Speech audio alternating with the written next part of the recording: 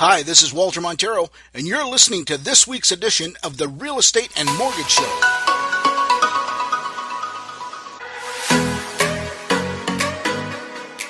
Hey guys, how you doing? Just wanted to talk to you a little bit about qualifying for a mortgage. I know we kind of spoke about it in one of the past episodes. Do you remember the pyramid that I showed you guys as far as where we actually take different borrowers? And I just wanted to sort of address two groups here more than anything else. First of all, the actual borrower, and I also wanted to talk about potentially investing in a mortgage as well. So just wanted to talk to you about both of those things. If you recall from the last couple of episodes, there's a few boxes that people have to fill in order to qualify for a mortgage.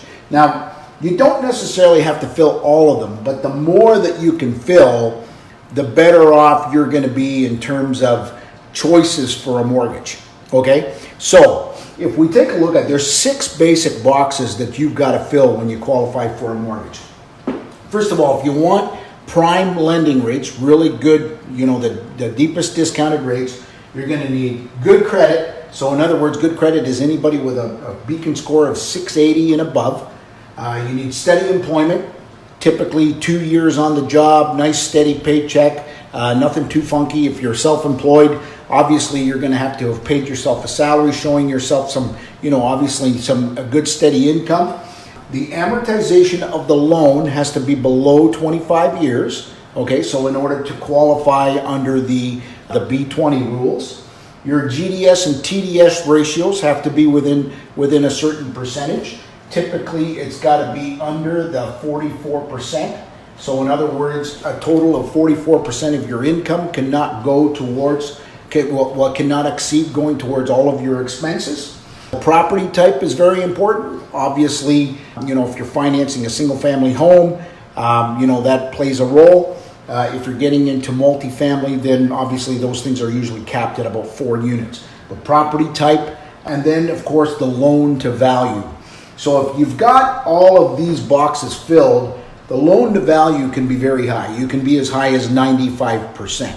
So you can come into the market with a 95 or with a 5% down payment. As long as you fill all those other boxes, you're going to be okay to get good prime lending rates. Now, if any of these things aren't present, does that mean that you no longer can get a mortgage? And I guess that's a yes and a no question, but really in the grand scheme of things, the less of these things that you have, the more it's going to affect your choices as to where you go for a mortgage. So if your credit score is challenged, obviously that's going to put a damper on things. If your employment is not steady, or if you're self-employed and you pay yourself in an unorthodox way, that's going to be a challenge. If you require a higher amortization in order to lower the payment, that's going to be a challenge because obviously CMHC has its guidelines as far as how high that can be, no more than 25 years. And of course, all of these boxes need to be filled. So the bottom line is, if you can fill at least 2 of these boxes, okay, and what I mean by here, more than anything else, is the property type and the loan to value, you can likely get a mortgage. Is it going to be more expensive? And the answer is likely it will be, because where that sends you is into the private mortgage space. Private mortgages tend to be more expensive. Now, most people that are buying in the private mortgage space, they typically don't go here unless they have sort of a game plan. If they're investors, if they're property flippers, that sort of thing, they look at it as a short-term pain for a long-term gain. But what we do find is where we get into these types of situations is where you find people that have found themselves in this situation and they're already a homeowner. So what do? If they can't fill these buckets, then what ends up happening is their only choice is to only sell the property. And not everybody wants to do that. Is it the prudent thing to do? Sometimes in situations we look at, yeah, it may very likely be. But if it's somebody that wants to hold on to their home, they want to get over that hump, we can find them alternative sources of financing.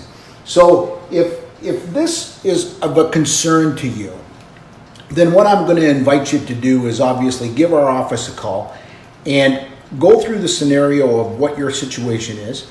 And if we think we can help you, we will. Now, sometimes there's a situation where we can help you, but it may not necessarily be something you would want to do. And we'll advise you on that as well. So just keep in mind that if you're sitting at home and you're wondering, hey, do I qualify for a mortgage? I had problems with my credit, or I am self-employed, or I can only afford so much of a payment, so I need it heavily amortized. That sort of thing. Give us a call because we will very likely be able to help you, okay? And if we can't, we'll give you some coaching on what you need to do to be able to fill these buckets at a later date, okay? Now, the other part of this discussion that I wanted to address was more to investors. So if you're an investor or you're somebody that's potentially a real estate investor and you don't like the idea of maybe owning income property or tenant occupied property, then you should consider investing in a mortgage. Because what you can do is you can take that money and you can lend it to somebody within these parameters. Now, is there risk involved? Of course, there's always risk involved. But what we do in order to mitigate that risk is we follow a set of guidelines in order to insulate yourself from any potential losses should there be a challenge with the mortgage.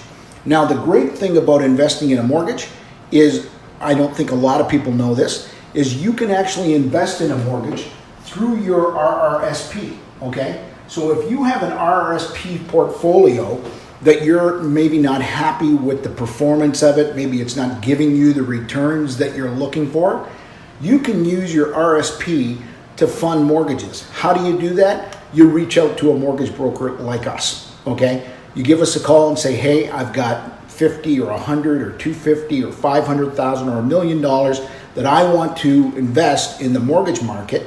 And then we would introduce you to opportunities that you could invest in. The returns typically in the private space is somewhere between 8 to 12%. Now, that's not a hard and fast rule. Everything's going to be case by case. And what we would do is, if you're open to this possibility, then I'm going to invite you to call me and say, hey, tell me a little bit about what you're talking about on the Facebook Live. How can I invest in mortgages? How can I do it safely? And we would have you in. I'd buy you a cup of coffee and then go over the whole process with you. Okay? So anyway, that's our live today. And that's twofold. If you don't think you qualify for a mortgage, don't be shy. Call us anyway. That's what we're here for, to answer your questions. And if you think you'd be interested in investing in a mortgage, let us know as well. Because like I said, not everybody likes tenant-occupied properties. With mortgages, it's more of a hands-off, and you're not dealing with so many rules and regulations that you would be subject to with regards to owning income property. Okay? Hope that's helpful for you. I'm trying to keep the shows a little shorter because I know that sometimes listening to people rabble on about real estate can be boring if you're not in the real estate market. Okay? Anyway, we'll talk to you guys later. Thanks very much, and I hope you enjoy the rest of your day. Oh, by the way, the next 2 Wednesdays, there will be no Whiteboard Wednesdays because we'll be off overseas, and we will talk to you guys when we get back. Okay? Bye-bye. Thanks again for listening to this week's episode of the Real Estate Mortgage Show. If you have any real estate questions, please direct them to me at 519-624-9222 or walter@maximumresults.ca, or you can find me online at www.cambridgehouses.com. If your interests are in mortgages, please feel free to call 519-624-9222 or email Karen@maximumresults.ca, or you can find her online at www.m@Mary, R@Roger, financial.ca. Thanks again for listening, and I hope you have a great week.